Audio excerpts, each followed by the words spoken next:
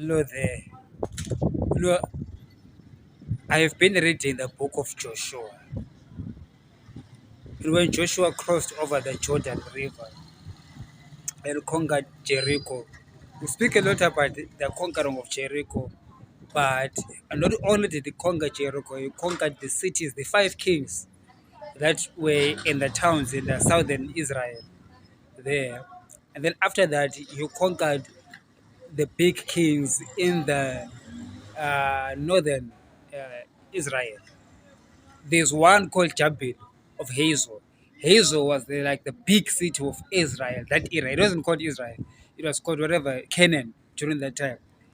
Hazel was the biggest city. It was like London or United States of that area, of not the whole world, but of that area. Okay. But Joshua and his small army conquered all of them, all because they had Jehovah on our side. So even as Zimbabweans, with Jehovah on our side, as I told you, that the only weapon against the American military and the British military is Jehovah. I don't care how powerful they are. Just the same way that Joshua conquered all of southern Israel, the five kings, and conquered Jabin of Hazel, as powerful as he was, he conquered the whole of Israel. Joshua, with a small army, an army of people that were slaves in Egypt just a generation ago. Just like the Zimbabweans, we are an army of slaves. We are slaves in South Africa, slaves in Europe, slaves in America. But guess what? When we have got God, even the mighty Washington, the mighty Joe Biden. Okay, you see, there's Jabin of Hazel. Then we have got Joe Biden. We're dealing with Joe Biden. I'm dealing with Joe Biden. Joshua dealt with Jabin. And Joshua destroyed Jabin and he destroyed him completely. And he took over. So even me, I'm not afraid of Joe Biden. As long as I've got Almighty on my side, I'm telling you, we can bring them down. This whole nonsense of what you call it, these sanctions. See, these sanctions are not supposed to affect the NPF. They know that you cannot.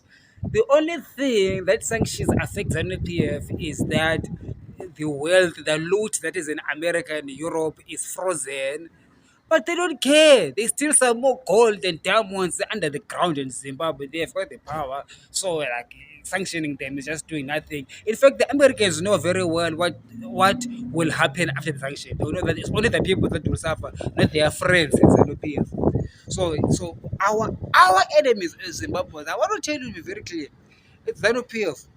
It's Triple C who is there enabling pretend opposition, which is a fake opposition. And this one, Chamisa, is the biggest scam that has ever happened to Zimbabwe. And number three, the British Parliament. God has already spoken to me and told me that son, it's the British parliamentarians who are sponsoring all of these things, the Europeans and Washington. On top of that, you have got China and Russia already raping Zimbabwe. So you can pretty much see that I am summing up or close to everyone who is anyone. Who's anyone in Zimbabwe is two, the opposition and the ruling party. And I'm accusing them of being the problem to the Zimbabwean problem. If you know the Eastern Bloc, the Chinese and the Russians who are actually screwing us up right now, and the Belarusians now have gotten into the thing. So Zimbabwe is like this girl, this beautiful girl who gets gang raped. And after she screams for gang rappers, the other people will come and appear as if they want to chase the gang rappers, but they come also to rape her. You understand? So when you look at China, when Robert Mugabe was saying, well, look East policy, for somebody after Robert Mugabe being raped by the British and the Americans, he goes to China. China, Russia, Belarus comes and they rape Zimbabwe once again. You understand? And then these Americans are busy screaming sanctions and stuff like that. But they are, but that sanctions are actually destroying the livelihood of the Zimbabweans. So that's why they say that the proof is in the pudding. If America is afraid of Zimbabweans, why are they letting us suffer? Why are they not removing that regime in Harare? You see, and then ZANU-PF comes and tells you that the opposition triple C. I told you it's a story, Mus. There's no lie here. These people are liars. It's a lie. This whole propaganda is a lie. They're not fighting, man. They are all friends, these people. They come here and say this NPF that the opposition are puppets of the West. Bruh, the purpose of the West is use NPF because you want people to be poor. That's what they want. That's what the Western countries want. They want Africans to be slaves. You see what I'm saying here in this mall? You see all those are African brothers from other African countries. They are slaves. All they do is deliver food to Mr. D and Uber Eats because that is what the Western powers think of us black people. They see us in our African countries with diamonds and stuff like that and things that can improve our livelihoods.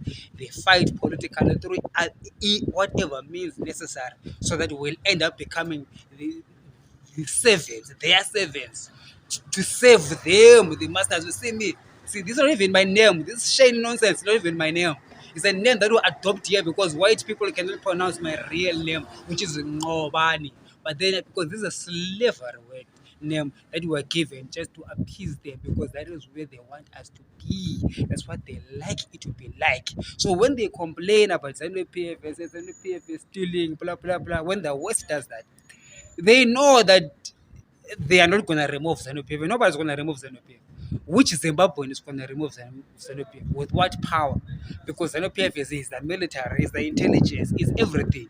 The only people that can really remove ZNU-PF is a military which is much stronger than the Zimbabwean military. But that military, which is the US military and NATO, are in bed with the Zimbabwean military in order to destroy the black people of Zimbabwe. Well, sometimes they do have their own fights. Them, between the Zim military, Zim guys, the Zimbabwean politicians, and the Americans and the British. They've got their own fights. But on another level, they all come together against the black people, the black suffering masses. Not only in Zimbabwe, it's the same plan throughout the whole of Africa. Here in South Africa, they've got, here they are, look at those mountains. Those mountains there, as you can see, that's the Table Mountain. Next to it, it's what we call Constantia Village. And that's where all those rich white people that are oppressing the whole of Southern Africa, not just South Africa, Zimbabwe, but all of it, Malawi, DRC, the whole of Southern and Central Africa is oppressed by these people that stay there in those houses just behind me. There, those are the people. Those are the people that the British and the Americans are relying on keeping us enslaved. So as we can see that as slaves, we really are like the ancient Israel, because ancient Israel was nothing in in the hands of Pharaoh. Pharaoh was the big empire of the whole world, and even in other countries, and they had other big armies. But however, Moses led them out of Egypt, and Jacob and Joshua led them into Canaan, and they overtook even the most powerful.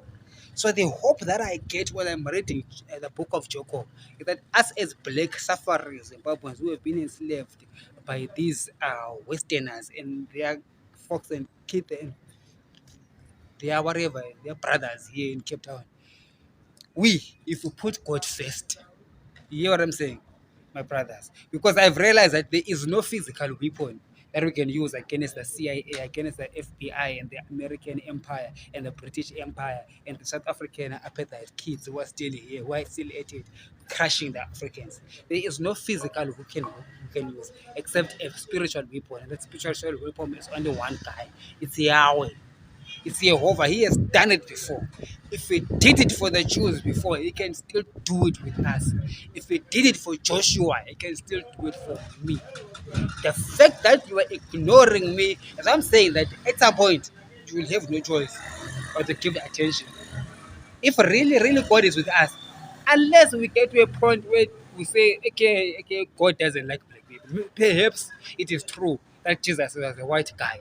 Perhaps it is true that God is white, that God likes his white fellows. He hates us black people. If God hates me, hates black people, he's not gonna listen to what I'm saying. He's just gonna carry on. These white guys are still gonna have fun, destroy black people's lives. Black people are not gonna come anything anytime. Because God hates them, because God is not black, he is white. Okay. If God himself, if you, God, now I'm prophesying to him himself, the creator of the heaven and earth. So if you, God, truly, truly love black people, I'm saying this on this video in front of your black people and your white people listening so that we can know that this is the petition that I'm giving to you yourself as God. If you love black people, Strike the Americans. Just like you struck Egypt. Strike Joe Biden. Strike the Democrats and the Republicans, confuse their economy, confuse their whole political system, crash them to the ground until they know to respect Africans. Crash the British economy. Oh, there's inflation in Britain. You're doing small, Jesus, do more. Crush them even more. Putin is attacking them, crush them more using that Putin. Turn their countries and cities around until they know that Jehovah lives and these people also in Africa needs to be set free. So this is my prayer to God. If God loves us and He hears my prayer, He's going to crush those ones. Okay. Joshua prayed about the cities that he destroyed. He said, "Let no one ever rebuild these cities. Upon the faith, on the death of the firstborn son shall they lay the foundation, and on the death of the lastborn son shall they raise the city walls." So even me, if God really is going to listen to me, if I'm really a prophet, if God listens to me, Britain and America be crushed in the name of Jesus until you come down to your knees and say, God bless Africa one more time. Thank you.